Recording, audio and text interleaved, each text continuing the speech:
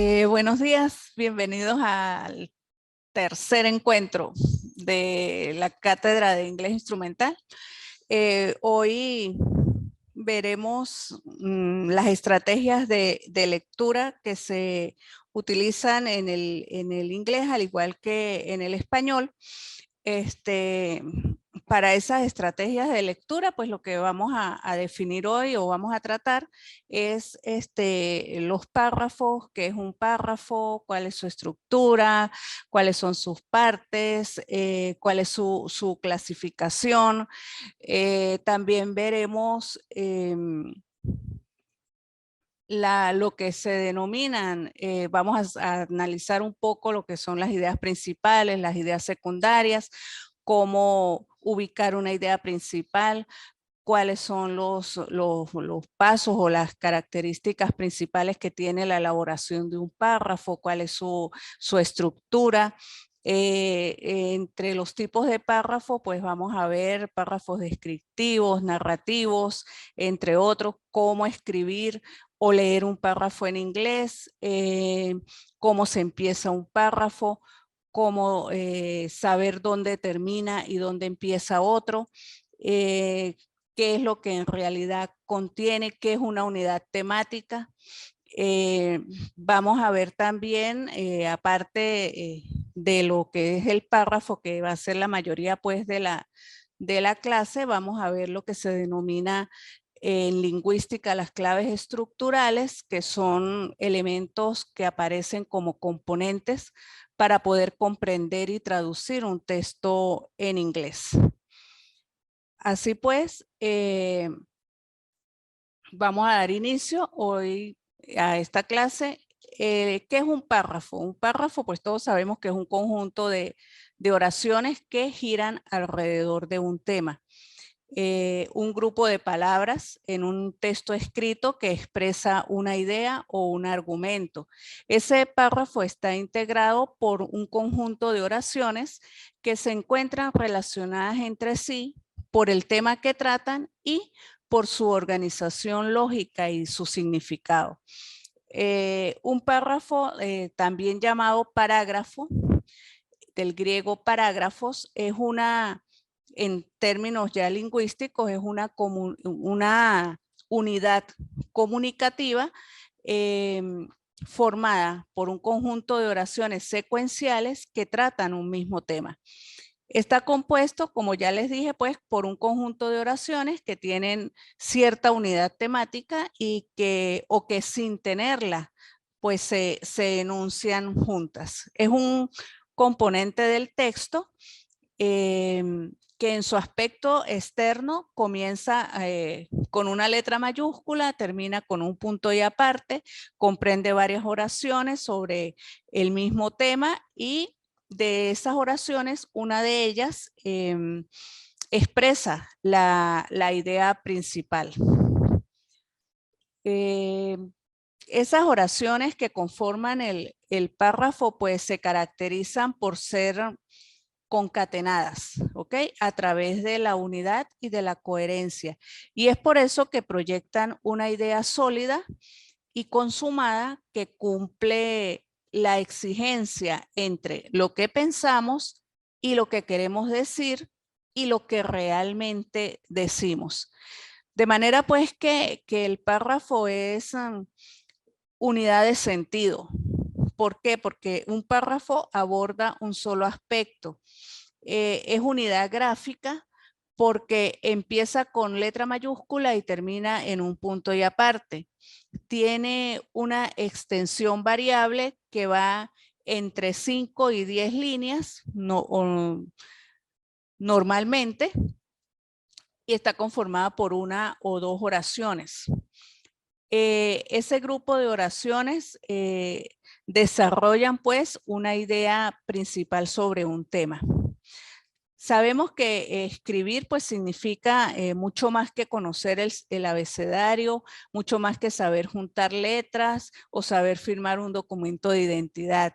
Escribir quiere decir ser capaz de expresar información de forma coherente y correcta.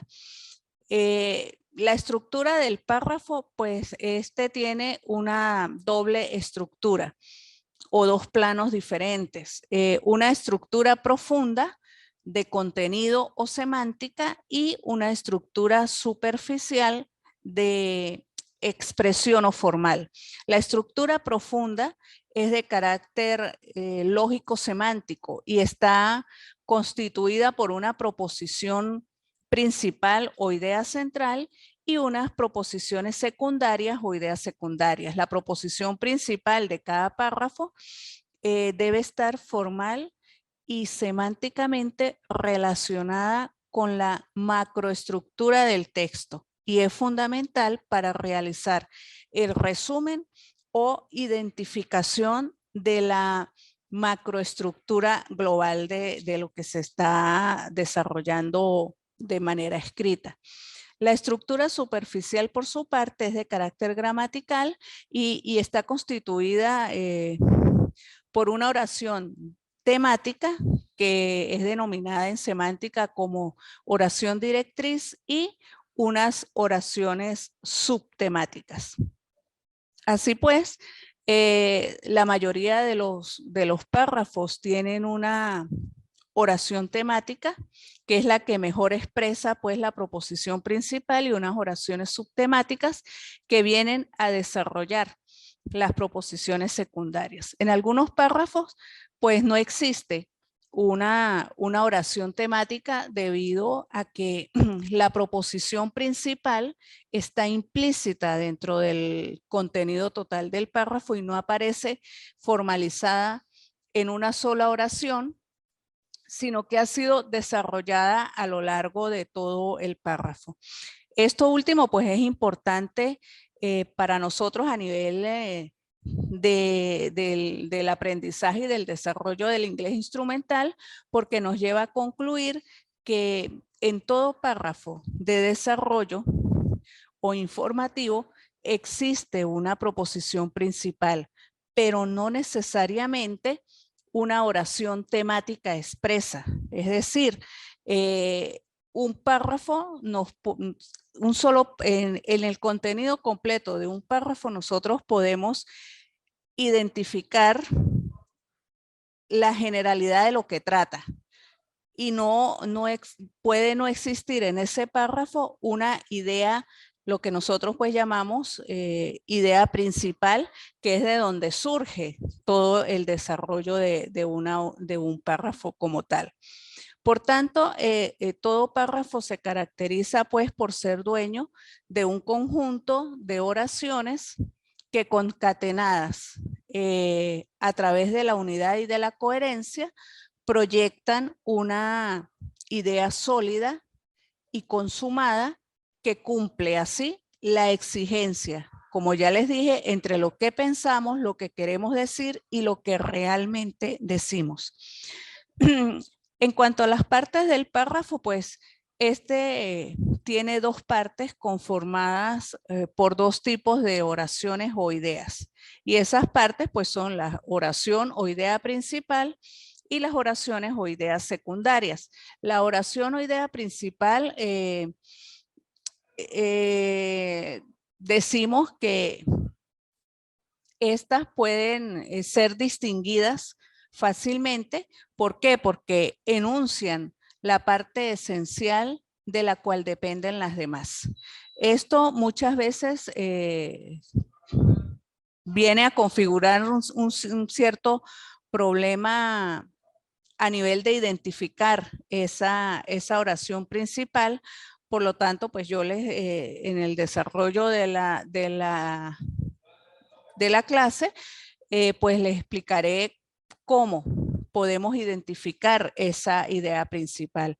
Entonces, es posible decir que la oración principal posee el sentido esencial del párrafo. Puede aparecer en el texto tanto de forma explícita como de forma implícita. Cuando la oración principal está implícita, esta no aparece por escrito en el párrafo y es necesario deducirla. es aquí, en este tipo de párrafos que contienen oraciones principales implícitas, donde se presenta pues casi siempre la mayoría de los inconvenientes al momento de determinar realmente cuál es la idea principal o qué es lo que se quiere de verdad expresar en cierto y determinado párrafo. En cambio, en las oraciones principales explícitas, las encontramos escritas y podemos encontrarlas pues bien sea al principio, bien sea en el medio o al final del párrafo. Si aprendemos a escribir bien un párrafo, podremos escribir con facilidad un artículo más extenso, un ensayo, etcétera, o podremos comprenderlo cuando aprendamos a identificar la idea principal. Sobre todo cuando se trata de hacer traducciones de un idioma a otro, es importante saber deducir la idea principal para comprender el motivo, el sentido o a qué se refiere el párrafo o el texto que estamos leyendo y así poder hacer nuestra traducción correspondiente de manera correcta o lo más correcta posible. Total que escribir pues implica planificar, escribir y corregir. De allí pues que es necesario aprender aprender a distinguir las ideas principales. Las ideas u oraciones secundarias pueden ser de dos tipos, de coordinación y de subordinación. Son oraciones coordinadas, aquellas que están unidas mediante conjunciones y que poseen en sí mismos un sentido completo. Y son subordinadas aquellas que solo adquieren sentido en función de otra oración. El párrafo presenta pues una idea principal o tema. Las oraciones deben relacionarse con ese tema, es decir, las ideas secundarias deben relacionarse con el tema al cual se refiere el párrafo, debe existir unidad, debe existir coherencia y armonía en la organización de esas oraciones. También debe prevalecer la variedad de oraciones a tenor con las oraciones simples y las compuestas. No existe un límite de oraciones que forme un párrafo. Ya sabemos que inicia con una letra mayúscula y un sangrado a nivel formal y termina con un punto. La estructura del párrafo se da a partir de una introducción, un desarrollo y una conclusión. El tono del autor está siempre presente en la redacción de un párrafo. Puede haber humor, puede haber ironía, puede haber sarcasmo, seriedad. Eso es lo que diferencia, pues, o lo que se llama o lo que forma parte del estilo de una persona que escribe. Se recomienda, pues, iniciar un párrafo con la oración tema, que sería, pues, la introducción. Es la idea temática, pues, es la que resume o presenta de qué trata determinado escrito. Si la redacción pues es de un solo párrafo, la misma se debe presentar al inicio y como punto de partida de ese párrafo y se organizan las distintas ideas en orden de prioridad a partir de lo que se desea comunicar y es lo que se denomina desarrollo. Y luego pues se separan las oraciones para la conclusión. Esta clase es más que todo en español porque pues necesito decirles, hacerles como un recordatorio, porque a la final pues todo esto nosotros en algún momento de nuestra vida de estudiantes lo vimos en alguna época. Entonces, de repente sonaría como repetitivo, pero pues es importante tener estos conocimientos frescos a efectos de desarrollar las próximas actividades evaluativas que consistirán pues en la redacción de algún párrafo o en la traducción pues de algún párrafo y la identificación de las ideas principales o secundarias que el mismo contenga. Ahora bien, la clasificación de los párrafos. Podemos clasificarlas en primer lugar según su contenido. Pueden ser narrativos, descriptivos, argumentativos, expositivos, relativos, explicativos, perdón. Los párrafos narrativos, llamados también cronológicos, están formados pues por una secuencia de afirmaciones que no requieren garantía o demostración de sus habilidades. Este párrafo narrativo pues es típico de una noticia, de una crónica o de un cuento en el que se exponen hechos en orden cronológico. Pueden aparecer en este tipo de párrafos conectores de tipo temporal como después, luego, hace un mes, para comenzar, a continuación, finalmente. Pero la exposición de la secuencia de los hechos depende más a menudo de su posición en el texto. En cuanto a los párrafos descriptivos, estos se presentan a través de las palabras o presenta a través de las palabras la capacidad sensomotora de un ser humano. Un párrafo descriptivo potencia el uso de la palabra y presenta una imagen sensorial ante los lectores receptores. A través de un párrafo descriptivo, un autor utiliza todos sus sentidos para delinear los atributos de los objetos, personas, animales y sucesos percibidos. Mientras más detalle el autor, los sentidos utilizados en su delineamiento de lo percibido, mejor será la imagen del lector receptor sobre lo escrito. Por ejemplo, Paola es una niña de 10 años, es muy altiva, vivaz, tiene piel color canela, los ojos marrones, el cabello largo y de color café. ¿Okay? Eso es un párrafo descriptivo. Estamos aquí describiendo a Paola, percibimos o sabemos que es una niña que tiene 10 años a través del sentido de la vista. Percibimos que es alta, que tiene la piel color canela, que sus ojos son marrones, que su cabello es largo y que es de color café. A través de la observación de su comportamiento, pues determinamos o podemos decir que es una niña vivaz, ¿ok?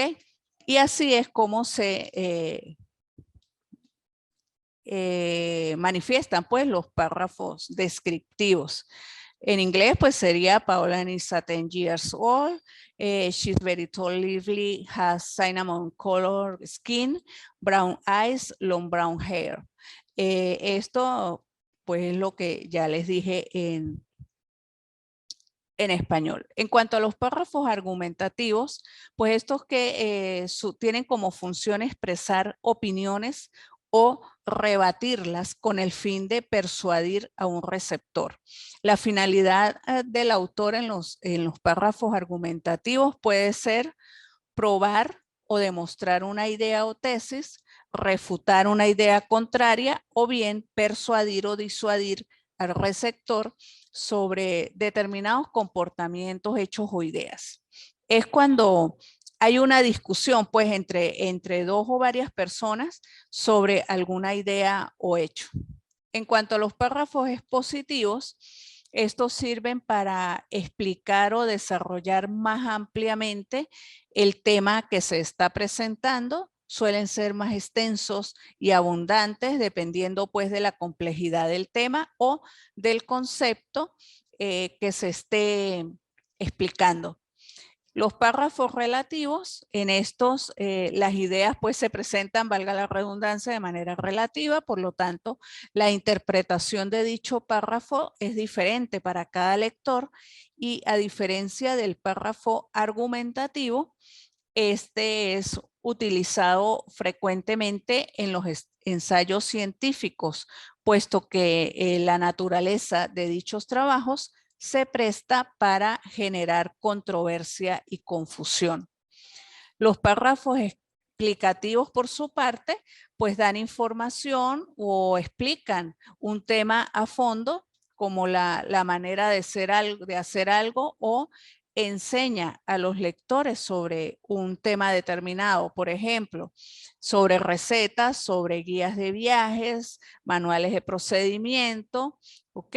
En inglés pues sería, for example, recipes, travel guides y procedure manuals. Los párrafos de comparación o contraste también pues forman parte de esta numeración que vamos analizando. Consiste en comparar objetos o ideas con el propósito de diferenciar o decir sus semejanzas.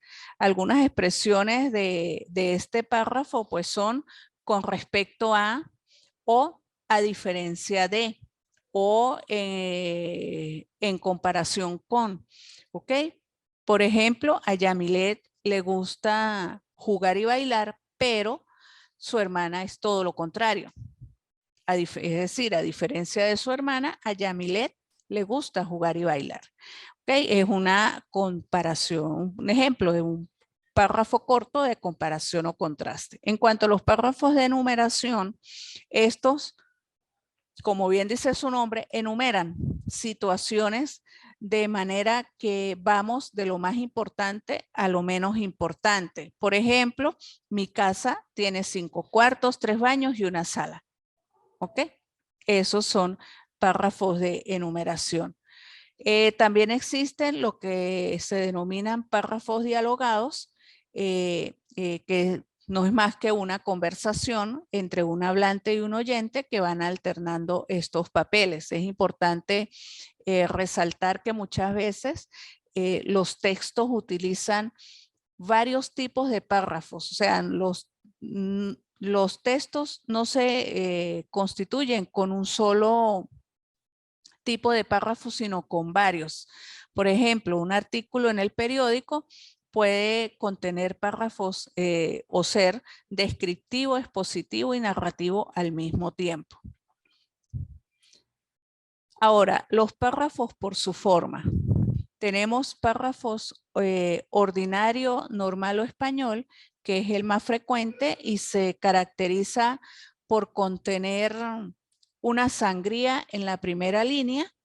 Se compone abriendo con sangría el primer renglón con líneas del mismo ancho y dejando corta la última.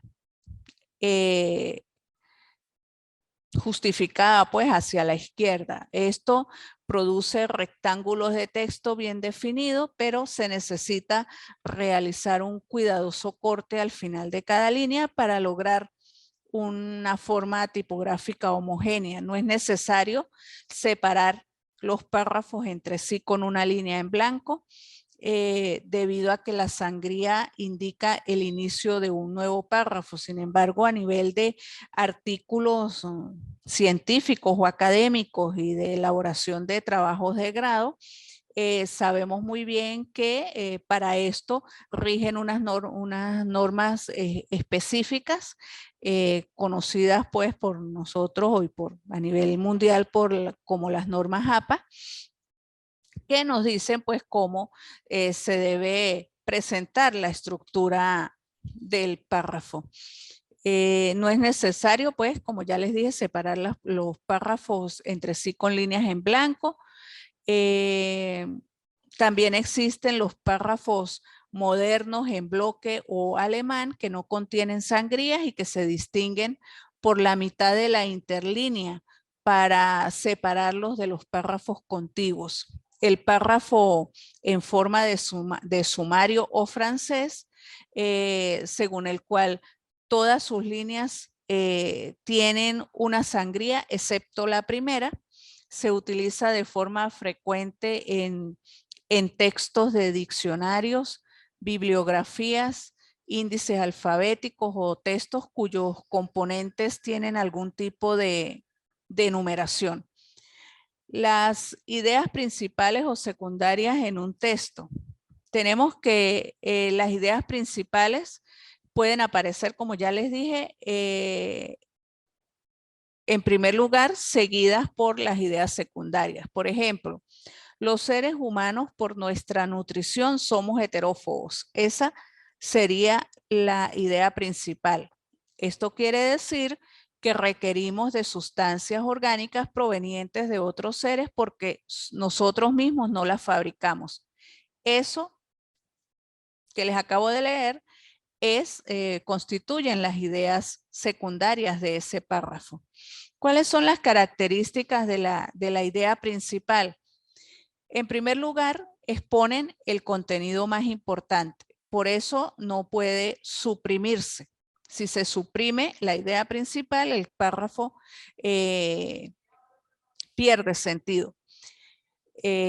Por lo tanto, pues la idea principal es el núcleo del texto y en torno a este es que nacen las ideas secundarias.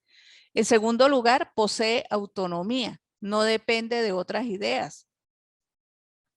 En tercer lugar, articula las oraciones del párrafo y por último, a veces no es explícita y se tiene que deducir. En cuanto a las ideas secundarias, estas representan en el discurso la serie de recursos de los cuales se vale el emisor para lograr que la idea llegue de la manera más clara posible al receptor. Giran en torno a una idea principal, se desprenden del discurso central, conectando con otra serie de premisas que sustentan la disertación. Las características de las ideas secundarias pues son que tienen menor importancia que la idea principal, amplían, ejemplifican o demuestran la idea principal, carecen de autonomía porque dependen de la idea principal y se articulan a la idea principal del párrafo. Ahora, ¿cómo escribir o leer un párrafo en inglés? En un párrafo las palabras no van sueltas, sino que forman frases, que a su vez tampoco van sueltas, sino que forman párrafos. El quid del asunto es conocer los criterios para construir esos párrafos. Cómo empezar un párrafo, cómo saber dónde termina un párrafo y dónde empieza otro. Por esto es importante tener claro qué es una unidad temática. ¿Ok? No pocos tienen la idea de que el criterio para delimitar un párrafo es principalmente numérico. Escribe 5 o 6 líneas con todo lo que se le ocurra y ya tiene un párrafo. Esto es falso. Lo que verdaderamente caracteriza a un párrafo es su unidad temática. Es decir, un párrafo debe tratar una única idea principal o topic sentence, se denomina así. Las partes de un párrafo entonces, un párrafo sencillo, que es lo que queremos aquí porque pues no es nuestra finalidad generar escritores literarios, sino que generar lectores que comprendan lo que leen en otro idioma. El párrafo contiene pues dos partes. La topic sentence, que es la oración principal que contiene o la oración que contiene la idea principal del párrafo, y las supporting sentence, que son todas las demás oraciones. Y la función de estas oraciones es apoyar a la topic sentence, o a la oración que contiene la idea principal. De allí que su nombre sea supporting sentence, porque soporta el peso o la explicación, pues, o la extensión de la idea principal, explicándola con palabras, justificándola o dando ejemplos para aclararla. Ahora, ¿se puede escribir un párrafo sin topic sentence o sin oración que contenga la sentencia principal? Desde luego que sí. Si miran sus libros, verán que en muchos textos no es fácil encontrar una topic sentence como tal. El párrafo tratará un tema y solo un tema, sí, pero la topic sentence tendrán que leerla entre líneas o inferirla. Entonces, ¿por qué les pido, por qué se les pide que escriban una topic sentence en sus párrafos? Porque la topic sentence nos permite controlar la unidad temática de nuestro párrafo de forma más efectiva. La posición de la topic sentence se puede colocar en cualquier lugar del párrafo siempre que forme parte de una secuencia lógica. No obstante, mi consejo a este nivel es que escriban la topic sentence o la oración que contiene la idea principal al principio del párrafo, porque esto ayuda a tener un mayor control de lo que escriben. Ya cuando se tiene más experiencia, pues se puede jugar un poco con esta estructura y ubicar la topic sentence, bien sea en el medio o al final, o incluso pues entre líneas dentro de un párrafo. Ahora bien, las supporting sentence o las ideas de oraciones de soporte deben estar bien cohesionadas. Deben tener una línea argumental lógica y contar con conectores que nos lleven pues en esa secuencia. Conectores como, por ejemplo, o puntos de referencias como este o ese es el camino, ¿ok? ¿Qué extensión debe tener un párrafo? Pese a lo que les he dicho anteriormente, que el criterio para definir un buen párrafo no puede ser el número de líneas, sí es cierto que la extensión nos puede dar pistas de si vamos o no por buen camino. Por ejemplo, no se puede escribir muy poco y tampoco se puede entrar en demasiados detalles y escribir una parrafasada, ¿ok? Porque cuando se entra en demasiados si se escribe muy poco, no se apunta a soluciones, el escrito queda a medias y el lector o receptor no comprende lo que se está escribiendo, no comprende el sentido del párrafo. Y si se escribe demasiado, entonces podemos agobiar al lector tanto conceptual como visualmente.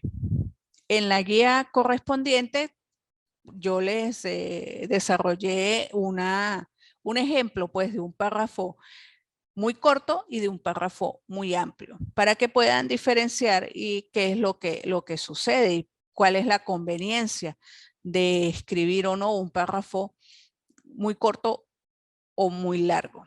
¿Ok?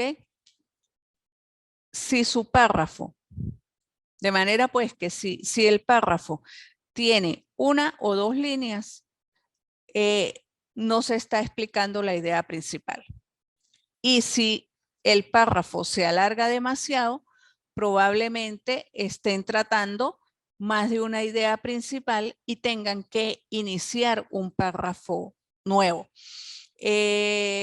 Recomendaciones, pues en primer lugar, un párrafo debe contener una única idea principal. En segundo lugar, se debe plasmar esa idea principal en una topic sentence u oración que contenga esa idea principal. Esa topic sentence debe ir acompañada de la supporting sentence que vienen a explicar, ejemplificar, ampliar, incluso rebatir esa idea principal o argumentar esa idea principal. Esas supporting sentence deben tener o deben seguir una secuencia lógica y a su vez deben estar cohesionadas. Un párrafo demasiado corto probablemente no explique bien la idea principal, pero uno demasiado largo probablemente tendrá más de una idea principal. Por lo tanto, pues es importante que tengan cierto cuidado con eso. En cuanto a las claves estructurales, sin entrar a profundizar en la teoría del enfoque lingüístico, los siguientes elementos aparecen como componentes o claves estructurales para poder comprender y traducir un texto escrito en inglés. Esto es muy importante que lo tengan presente y en cuenta siempre. En primer lugar, identificación de letras. Relación de letras y sonidos, identificación de palabras, identificación de oraciones, identificación de la estructura gramatical, asignación de significado a palabras y oraciones, establecimiento de relaciones entre las oraciones del texto, utilización del conocimiento previo para predecir información y adivinar el significado de palabras desconocidas y realización de inferencias basadas en el contexto de lo leído y en los esquemas cognitivos del lector. Todo esto nos lleva a la inferencia como estrategia de comprensión de textos escritos. Según autores como Linuesa, inferir radica en deducir un significado desconocido a partir de otro ya conocido. Inferir pues conlleva al uso de claves culturales, claves sintácticas y lógicas para descubrir el significado de términos desconocidos. Adaptado al ámbito lexical, inferir el significado de una palabra pues es obtener su carga semántica a través de claves lingüísticas o extralingüísticas presentes en el texto o en el lector. Diferentes autores presentan claves para desarrollar la inferencia. Por ejemplo, Kalnitz plantea 3 lineamientos primordiales para inferir, que son establecer la categoría gramatical de la palabra, aprovechar el contexto y descomponer los vocablos morfológicamente. Este autor hace hincapié en el hecho de que es necesario que los aprendices conozcan que en ocasiones la inferencia no puede no ser exacta, pero que el significado preciso de la palabra también puede no ser requerido. Existen 2 claves que pueden utilizarse para establecer la categoría gramatical de la palabra desconocida, y estas son las marcas gramaticales y las pistas sintácticas. El tipo de vehículo, de vocablo que llega a ser inferido por estas claves son los sustantivos, los verbos, los adjetivos y los adverbios. Una vez que hemos aprendido a establecer la categoría gramatical de las palabras, se puede empezar el estudio, se puede empezar a enseñar el uso de las claves presentes en el texto. Esas claves pueden preceder o seguir al término desconocido y limitan el significado de las palabras buscadas. Para Cambo, por ejemplo, los indicadores más comunes serían sinónimos, sinónimos en oposición, antónimos, relaciones de causa y efecto, relaciones entre objeto y uso o propósito, descripciones y definiciones. De manera que la lectura debe ser considerada como una especie de transacciones entre el escritor y el lector, teniendo como mediador el texto en un contexto social.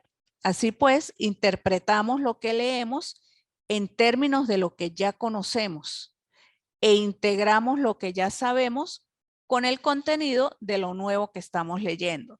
De esta forma, el papel del lector gira en torno a un rol activo en el que usa sus conocimientos previos del tema para darle sentido y significado al texto en la lengua extranjera. Entre las claves estructurales, pues tenemos primero observar el vocablo desconocido y establecer su categoría gramatical, si es un sustantivo, si es un verbo, si es un adjetivo o si es un adverbio.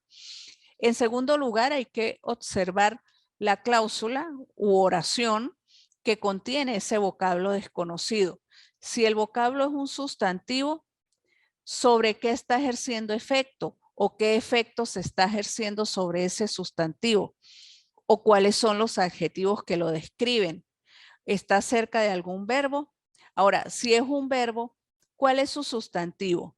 ¿Se encuentra modificado por un adverbio? Si es un adjetivo, ¿cuál sustantivo le acompaña? Si es un adverbio, ¿a cuál verbo modifica? Esas son cosas que hay que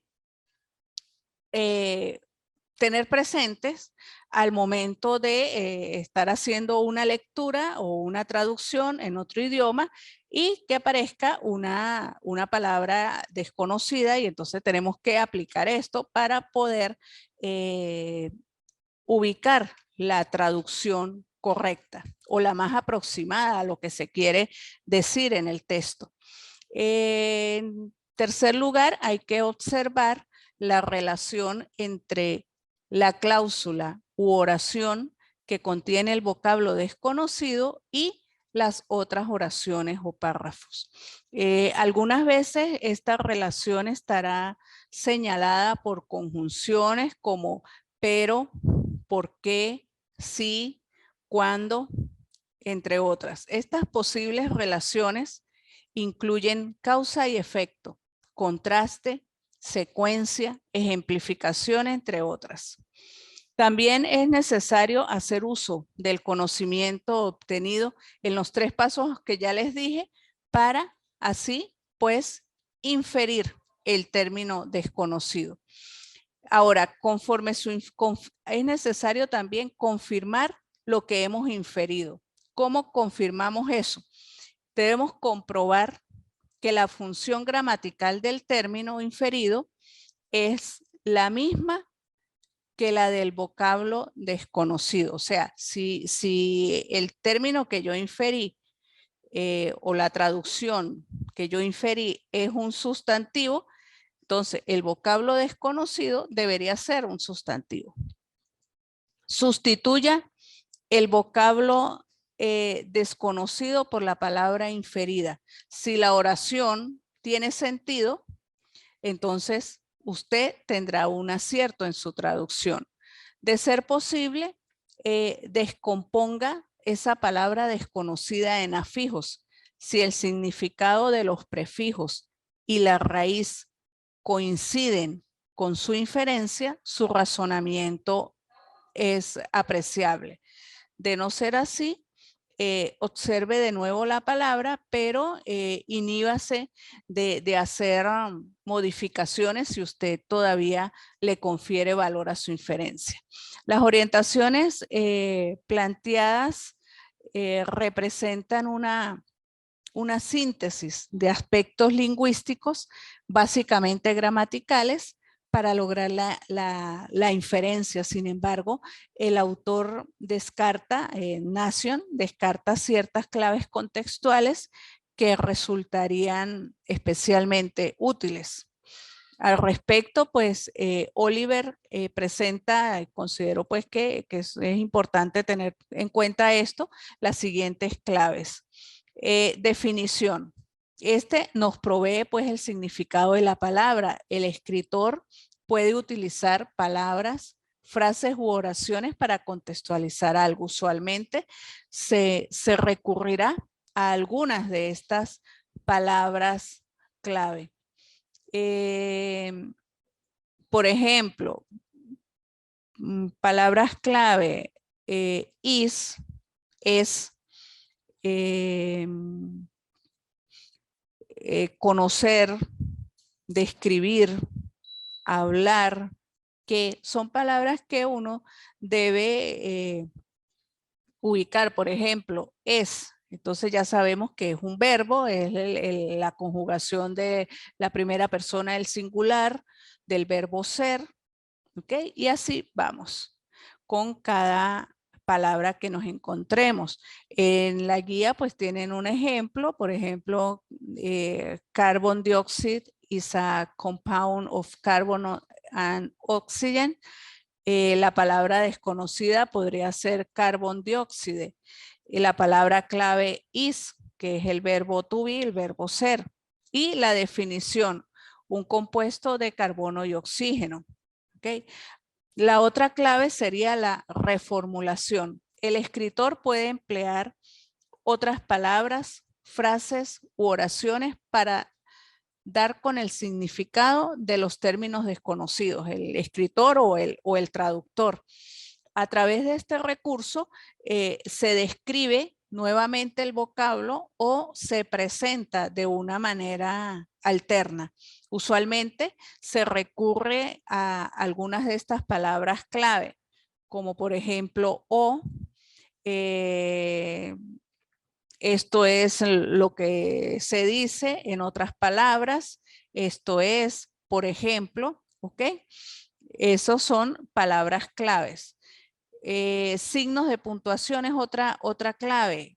El autor o el escritor o lector se encontrará con palabras que pudiesen resultar desconocidas y luego pueden utilizar los signos de puntuación para aclarar su significado.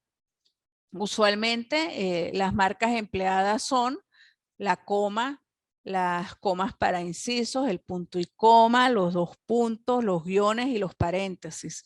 Esos son, es otra pues clave. O la otra clave es el contraste, que a través del cual pues se puede inferir el significado de las nuevas palabras.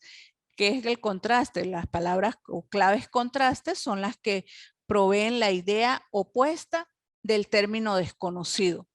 Usualmente se emplean palabras clave como pero, en contraste con, aún, de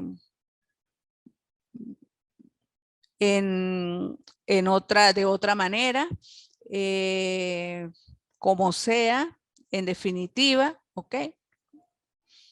También existe dentro de las claves el uso de la similitud a través de relaciones de familiaridad. Se presenta pues el significado de los nuevos términos. Usualmente se emplean las palabras claves similar, en igual forma, de igual manera, justo como esto, ¿ok? También otra clave pues son las ilustraciones a través de dibujos. Se puede pues obtener o inferir el significado de un vocabulario desconocido. También existe como clave pues el conocimiento previo, que es el uso pues de la experiencia previa obtenida en el contacto con la realidad y a través del cual pues podemos obtener significado de palabras desconocidas. De manera pues que esto es lo que tenía preparado pues para hoy. Este contenido referido pues o identificado como estrategias de lectura, es importante que ustedes le presten atención, sobre todo pues que tengan a mano lo que son las claves estructurales y las características de las ideas principales y secundarias para poder identificarlas dentro de un texto, porque en clases posteriores veremos cómo hacer un resumen y en ese resumen tienen un papel relevante pues todos los aspectos que analizamos el día de hoy. Esto es todo. Creo que ya pues la próxima clase será con el favor de Dios el próximo año, en el 2022. Les deseo que pasen todos unas felices fiestas de fin de año, una feliz Navidad y que el próximo año pues llegue cargado de bendiciones y éxitos para todos. Muchas gracias por su atención y que pasen un feliz día.